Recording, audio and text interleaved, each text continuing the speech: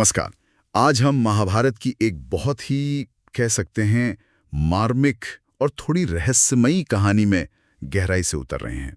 अश्वत्थामा का शाप। हाँ, बिल्कुल।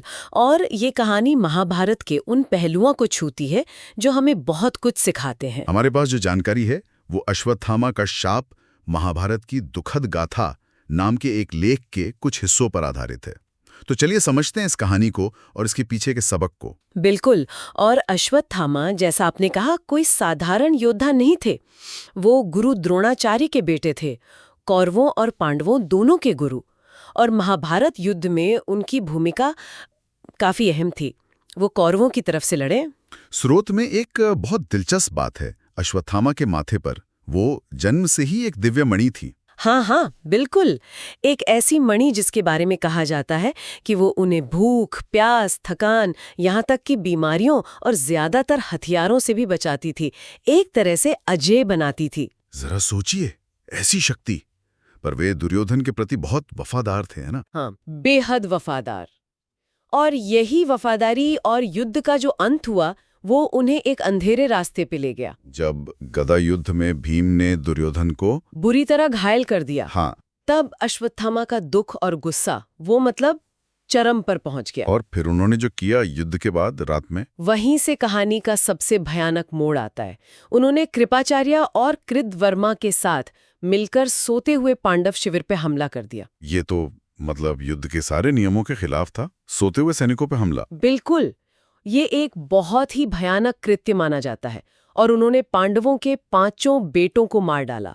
उप पांडव जिन्हें कहते हैं, उन्हें लगा कि वो पांडव है। ओ, मतलब गलती से? पर फिर भी। हाँ, गलती से ही सही, पर किया तो। और उनका गुस्सा यही नहीं थमा। उन्होंने पांडव वंश को पूरी तरह से मिटाने का सोचा। और उत्तरा के गर्भ में जो बच्चा था परीक्षित, उस पर भी ब्रह्मास्त्र जैसा, मतलब उससे भी ज्यादा शक्तिशाली ब्रह्माशिरा अस्त्र चलाने की कोशिश की। अजन में बच्चे पर। ये सुनकर ही रोंगटे खड़े हो जाते हैं। हाँ, ये बात बहुत ही गंभीर मानी गई। फिर जब युद्ध खत्म हुआ, पांडवों ने अश्वत्थामा को पकड़ लिया।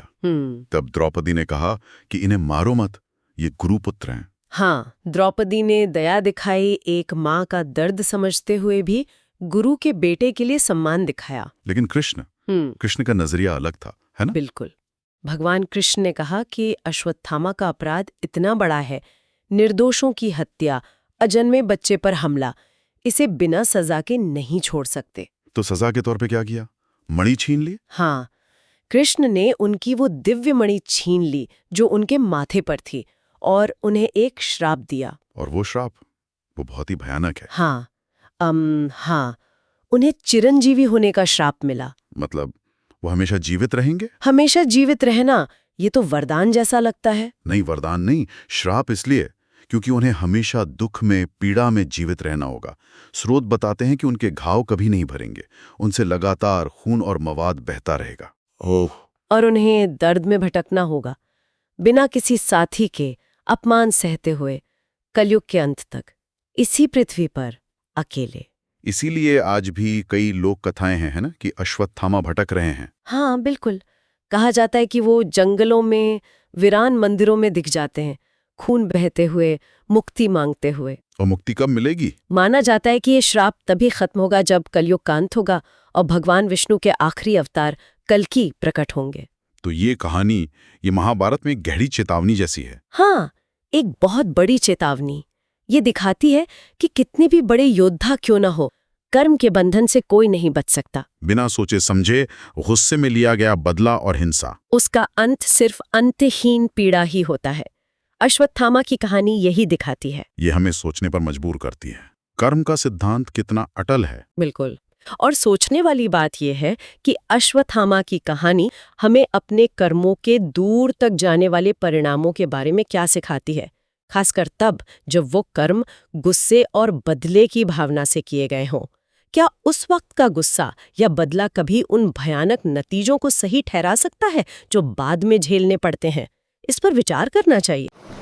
अगर आपको ये वीडियो पसंद आई है तो इसे ज़रूर लाइक करें, कमेंट सेक्शन में अपना ओपिनियन बताएं और चैनल को ज़रूर सब्सक्राइब करें। मिलते हैं अगली वीडियो में, तब तक के लिए नमस्कार।